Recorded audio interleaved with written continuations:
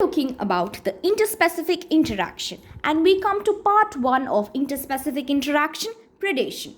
What would happen to all the energy fixed by autotrophic organisms if the community has no animals to eat the plants? Okay, so what will happen to the energy fixed by the autotrophic organism if the community has no animals? So you can think of predation as nature's way of transferring to higher trophic levels the energy fixed by the plants. So what will happen when to the energy? It has not been shared. It just remains in the autotrophic organism when there is no animals to eat the plant, right? So predation is a natural way of transferring the higher trophic levels the energy fixed by plants. So when we think of a predator and a prey, most probably it is the tiger and the deer that readily come to our mind. But a sparrow eating any seeds is no less than a predator. Although animals eating plants are categorized separately as herbivorous, they are in broad ecological context not very different from predators.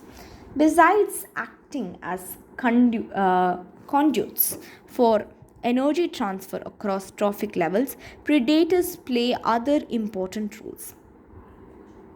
Okay, so I wanted to give you an example, right? So my tiger and deer will help you for predation. Okay, so besides acting as conduits for energy transfer across trophic levels, predators play another important roles. They keep the prey population under control, but for predators, prey species could achieve very high population density and cause ecosystem instability. But for the predators, the prey species could achieve very high population densities and cause ecosystem instabilities.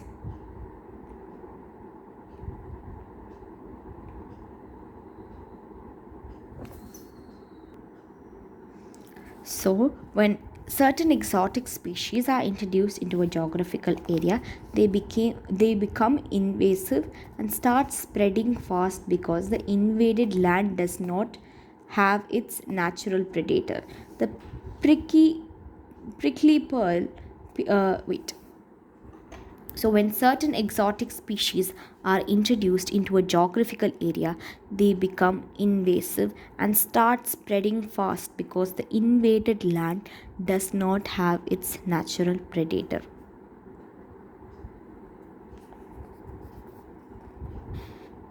So, the prickly pear cactus introduced into Australia in the early 1920s caused havoc by spreading rapidly into millions of hectares of rangeland. Finally, the invasive cactus was brought under control only after a cactus feeding predator, a moth from its natural habitat, was introduced into the country. Biological control methods adopted in agricultural pests are based on the ability of the predator to regulate prey population. Predators also help in maintaining species diversity in a community by reducing the intensity of competition among competing prey species. So they help in maintaining the species diversity in a community by reducing the intensity of competition among the competing prey species. In the rock intertidal communities of the American Pacific coast, the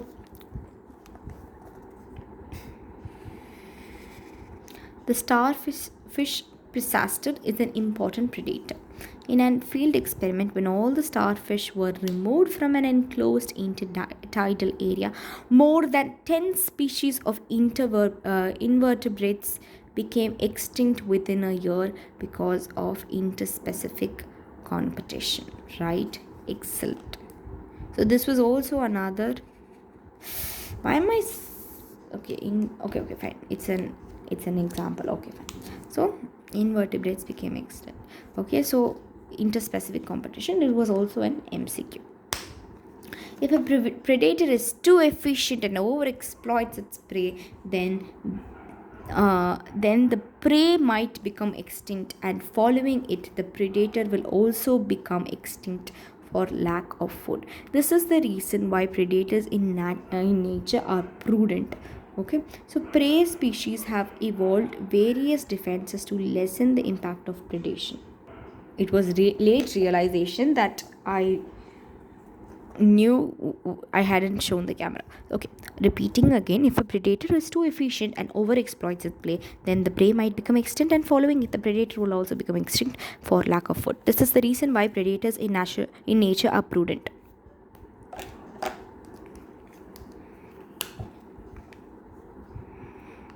Prey species have evolved various defenses to lessen the impact of predation. Prey species have evolved various defenses to lessen the impact of predation. Some species of insects and frogs are cryptically colored, camouflaged to avoid being detected easily by the predator. Cryptically colored.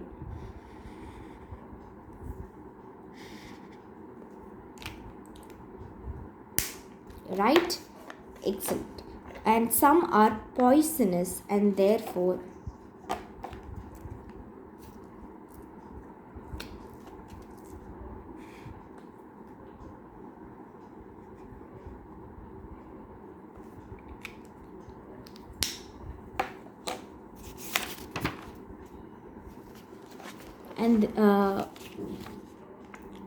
and therefore avoided by the predators. Okay.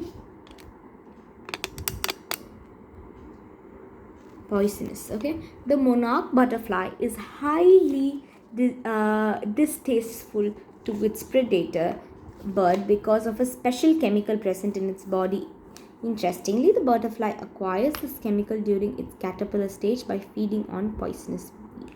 Okay, so the monarch butterfly, okay, predator bird.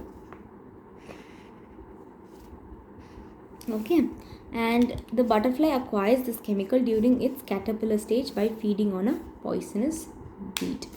Excellent, good, very nice. Okay, for plants, herbivores are the predators. Nearly 25% of all insects known to be phytophagous. Okay, I will do with yellow. Feeding on plant sap. Okay, so nearly 25% of all insects are known to be phytophagous, feeding on plant sap and other parts of the plant.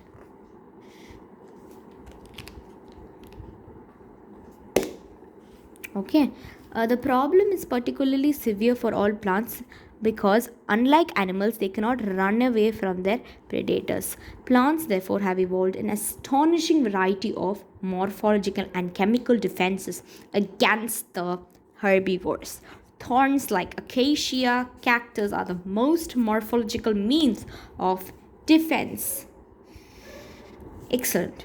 And many plants produce and store chemicals that make the herbivores sick when they're eaten, inhibit feeding or digestion. So you must have seen the wheat calotropis growing in abandoned fields. The plant produces highly poisonous cardiac glycosides. I've seen glycosides somewhere, I don't remember, and that is why you have never seen any cattle goats browsing on this plant.